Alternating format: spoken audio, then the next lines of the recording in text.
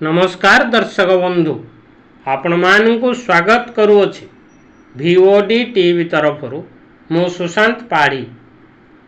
अद्य इंग्राजी तारीख 18 जुलाई 2024 तारीख गुरुवार पूर्वन 11 घंटा समय दिव्य दर्शन संघर प्रतिष्ठाता पूज्य सद्गुरु श्री श्री अर्जुनंग 92तम जयंती उत्सव तांको जन्मस्थान गुड़ियाबंधर एलडी मॉडर्न राइस मिल ठारे तांकरी शिष्य शिष्या मानक द्वारा महा आडंबर सह पालन करा जाइछि।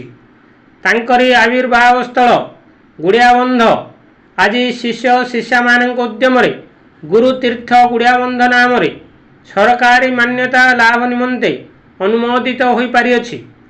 गुरुंकर जन्म एही स्थान रे होइतिबारु प्रतिवर्ष गुणपुर उपखंड अंचल सहस्राधिक गुरु भाई भौणी योगदान करी बहु आडंबर सहकारे पालन करी आसुछंती।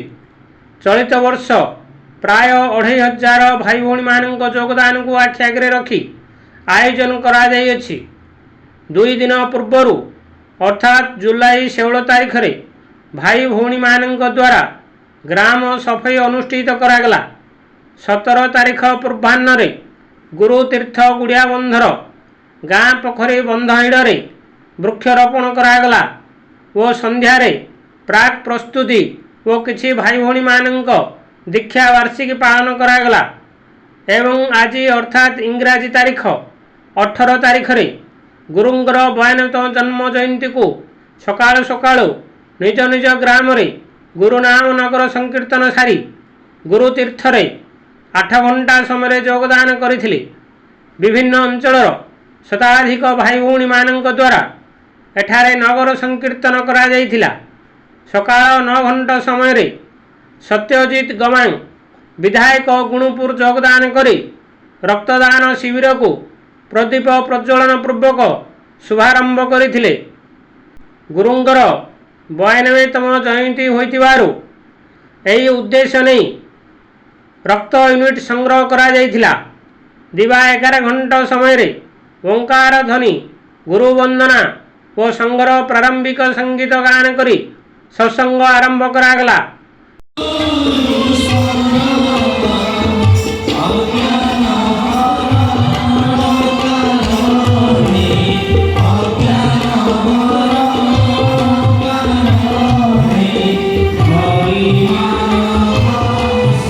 परे भाई भौणी माने भक्ति संगीत परिवेषण करथिले।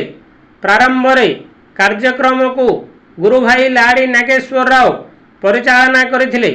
केंद्रीय कमिटी सदस्य पूज्य वासिनी भुजंग भाई व पूज्य रामकृष्ण होता भाई तथा गुड़ियाबंध शाखा सभापति लाड़ी उदय शंकर ओरफ गांधी भाई मंचासीन थिले। सत्संग को केंद्रीय कमिटी सदस्य पूज्य रामकृष्ण भाई परिचालना करथिले। आलोचना रे गांधी भाई मनुष्य जीवन रे गुरुंकर आवश्यकता विषय आलोचना करथिले। रामकृष्ण भाई गुरुंकर जीवन दर्शन उपरे आलोचना करथिले। परिशेष रे केंद्रीय कमिटी सदस्य भुजंग भाई गुरुंकर महानता उपरे आलोकपात करी बिना गुरु ज्ञान रे मनुष्य मुक्ति प्राप्त करने संभव नुहे बोली आलोचना करथिले। सत्संग रे अंचलर बहु मान्यगण्य व्यक्ति योगदान करथिले। प्राय 2000 रु ऊर्ध्व भाई भौणी और आध्यात्मिक प्रेमी सज्जन योगदान करथिले। उपस्थित समस्त निमंते अन्न प्रसाद व्यवस्था करा जाइथिला। परिवेशटी आध्यात्मिक भाव विचार रे परिपूर्ण थिला। अंचलर समस्त भाई भौणी मानक सहयोग रे एक भव्य कार्यक्रम सफल रूपायन हो पारिथिले हैं। पद्मपुर एवं गुरुतीर्थर भाई भौणी सहयोग और श्रमदान यथेष्ट रही। ब्यूरो रिपोर्ट भिओडी टीवी।